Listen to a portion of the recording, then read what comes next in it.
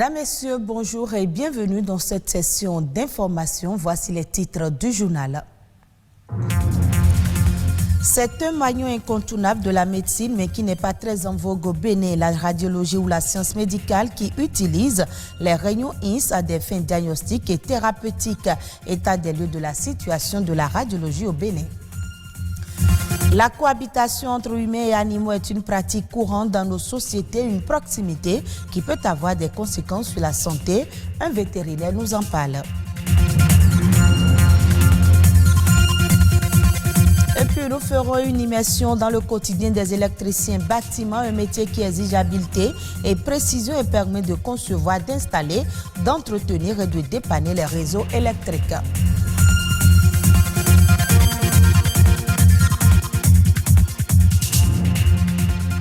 Démarrons ce journal par cette technologie particulièrement utile pour l'examen des poumons, des os et pour l'identification et la localisation des corps étrangers en sciences de la santé. On l'appelle la radiologie. C'est une technique d'imagerie médicale qui se sert des rayons X à des fins diagnostiques ou thérapeutiques. État des lieux de la radiologie au Bénin, c'est un sujet de Rodrigue Babagbeto. Immersion dans l'univers des radiologues ici au Centre autonome de radiologie de l'Université d'Abomey-Calavi. Aux commandes, Bertin Baguidi et sa collaboratrice, une patiente venue pour un examen de mammographie. Cette dame a été référée ici pour un examen du sein. Donc nous sommes là en train de lui faire la mammographie de face. Donc envie de diagnostiquer s'il y a une lésion. Ce n'est pas seulement le cancer, mais s'il y a une lésion liée à ce que le médecin recherche. Et c'est un appareil numérique qui permet de faire de la radio et en même temps est relié à un système de traitement. Ce centre reste la pépinière en matière de radiologie au Bénin. Il a vu passer plusieurs spécialistes. Si Bertin Baguidi s'est fait former dans ce centre et en est aujourd'hui le chef, il note quelques avancées. Ici, nous sommes dans le secteur du traitement des images. Après l'acquisition, donc après la réalisation des images, les images sont envoyées ici sur cet écran et on fait le traitement et on peut le référer à un médecin qui est à Cotonou, à Banikwara, en France. On appelle ça la téléradiologie. Et en temps, il fallait faire beaucoup de temps. Le malade, on lui dit revient 2 jours, revient 3 jours. Le centre dont il a la charge est aujourd'hui le premier sur 2 à faire de la téléradiologie au Bénin. Julien Dossou, quant à lui, est de la première promotion des enseignants radiologues du Bénin formés dans ce centre. Pour lui, en matière d'avancée, le Bénin n'est plus à la même étape qu'hier. Il y va à son rythme, quoi qu'il soit à tâtons. Moi, je crois qu'il y a d'avancées notoires, d'autant plus qu'il y a des choses que nous faisons maintenant qu'on ne faisait pas. L'exemple de ces choses-là, c'est qu'on peut faire la dosimétrie biologique. Il y a beaucoup de choses à faire. Il faut faire la thérapie. Hormis la radiothérapie, bien d'autres choses restent à faire pour que le Bénin se mette au pas des avancées dans le secteur. On fait de l'imagerie qu'on appelle l'imagerie des ganglions sentinelles. En France, les gens le font.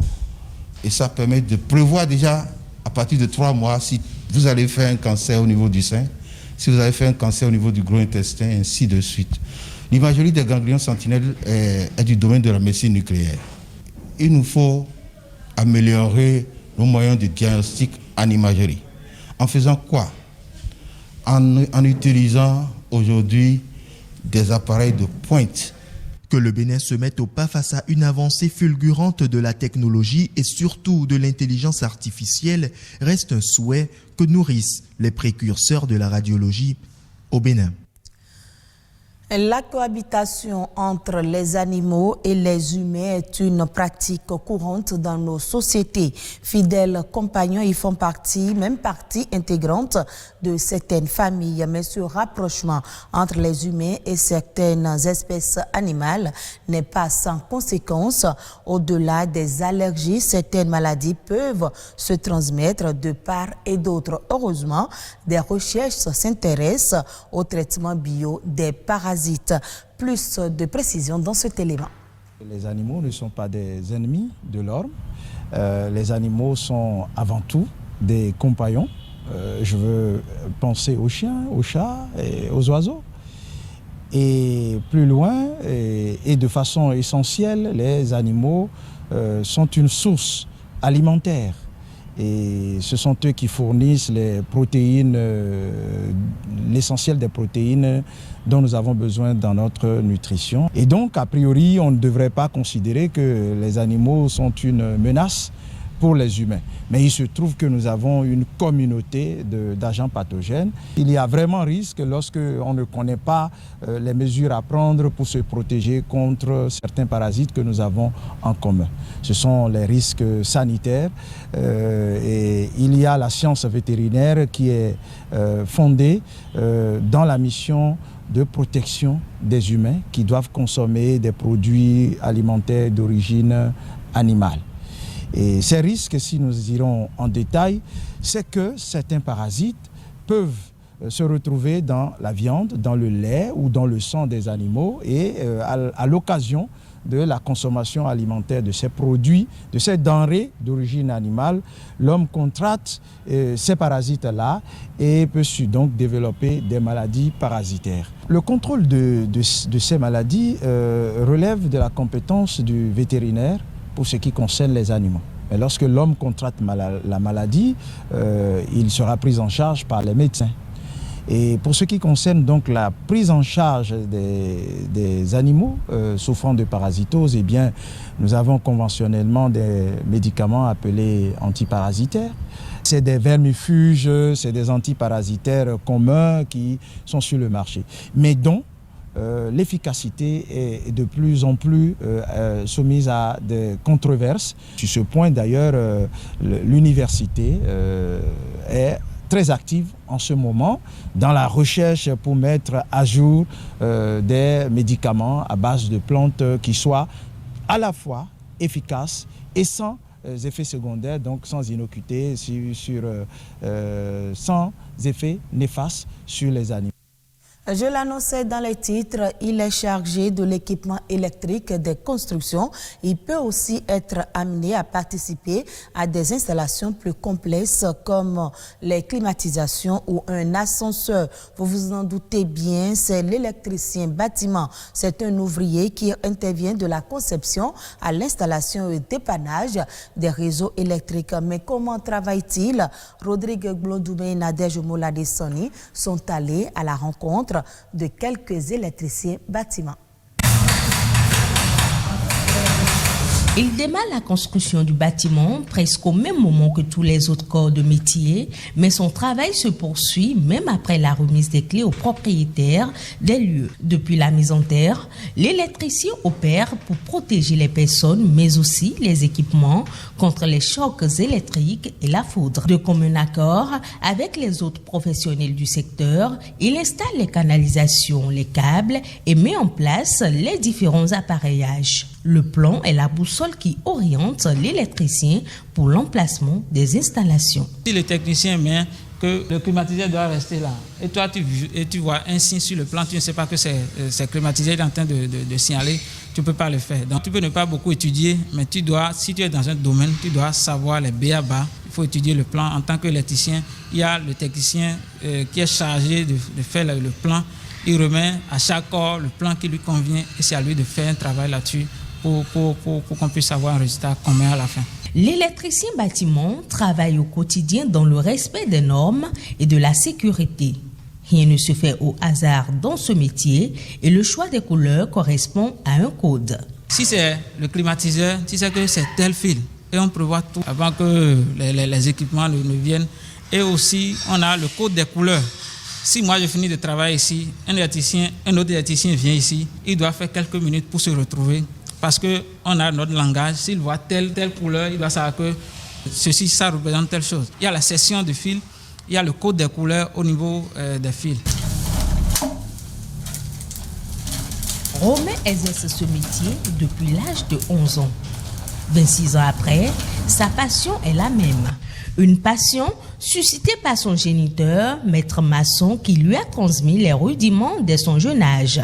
Bien que n'ayant pas fait de grandes études dans le domaine, il jouit pleinement de cette profession. Lorsque j'étais petit, en classe de C2, quand je vois il y a un peu de l'ombre et quelque part, si je prends 2 piles et je branche avec une ampoule, ça s'allume. C'est de là que je me suis impressionné de faire l'électricité. Comment j'ai commencé et jusqu'aujourd'hui, je sais comment je suis. C'est avec ça que je nourris mes petites familles. Le métier d'électricien bâtiment n'est pas sans risque pour ceux qui l'exercent. Parfois, de mauvaises expériences occasionnant des dommages matériels font partie de leur quotidien. Mais pour ces passionnés, il faut aimer le métier, être précis et méthodique dans le travail pour contourner les risques. L'entrepreneuriat féminin se dynamise au Cameroun. Malgré les obstacles, les femmes sont de plus en plus nombreuses à s'imposer dans tous les secteurs de l'économie. Elles sont désormais 5000 à le faire, au point où le pays est devenu le 3e du continent à compter le plus grand nombre d'entrepreneurs, juste derrière le Nigeria et l'Afrique du Sud. Reportage. Dans le lit du fleuve Wouri, une chaloupe filant à vive allure. À bord, Louise Talla. Elle vient constater l'avancement du dernier chantier de son entreprise spécialisée dans les énergies innovantes. Là, nous allons à quelques encablures de la ville de Douala pour une centrale solaire. Le solaire, une énergie propre que Louise Talla entend massivement développer dans les villages isolés comme celui-ci. En 8 ans, elle a conquis le secteur des énergies renouvelables et son chiffre d'affaires a déjà atteint le milliard de francs CFA.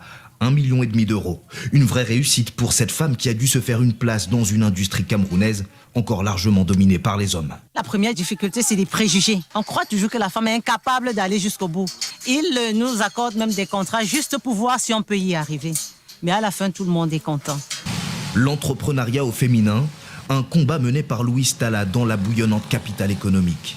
Elle y anime plusieurs fois par mois des ateliers de coaching comme celui-ci. Nous sommes des bonnes dirigeants parce que les entreprises tenues par des femmes, c'est des meilleures. En Afrique subsaharienne, seule une entreprise sur 3 est détenue par une femme. En fait, ce coaching, c'est pour amener la jeune fille africaine à comprendre qu'elle peut être entrepreneur. C'est pour amener les jeunes dames à comprendre la nécessité de ne plus dépendre de quelqu'un. Devenir financièrement indépendante dans cette société patriarcale, la principale motivation de Liliane, inscrite à ces sessions de mentoring féminin. J'ai beaucoup appris pendant cette présentation, pendant ce coaching, parce qu'une femme qui veut vraiment entreprendre, qui veut vraiment devenir une femme entrepreneur, une strong woman, comme on dit, doit s'appuyer sur le développement personnel et durable. Après une journée éreintante, Louise retrouve enfin sa famille. Au quotidien, elle jongle entre ses 2 casquettes, celle de femme d'affaires et celle de mère de famille. Au Cameroun, la femme est encore souvent en charge de l'éducation des enfants. Daniel, son époux, est lui aussi chef d'entreprise et mesure les difficultés de sa femme à gérer son double rôle. L'emploi du temps de tout dirigeant d'entreprise est obligeant. Elle est dirigeante d'entreprise familiale, donc elle est plus responsable d'elle-même, du destin de son entreprise, du destin de la famille. Donc elle porte beaucoup plus la famille que moi, je ne le fais. Seules 5000 femmes dirigent l'une des quelques 200 000 entreprises recensées dans le pays. Retrouvez ce journal sur le www.ortb.bj. Merci à vous de nous avoir suivis et très bonne suite de nos programmes.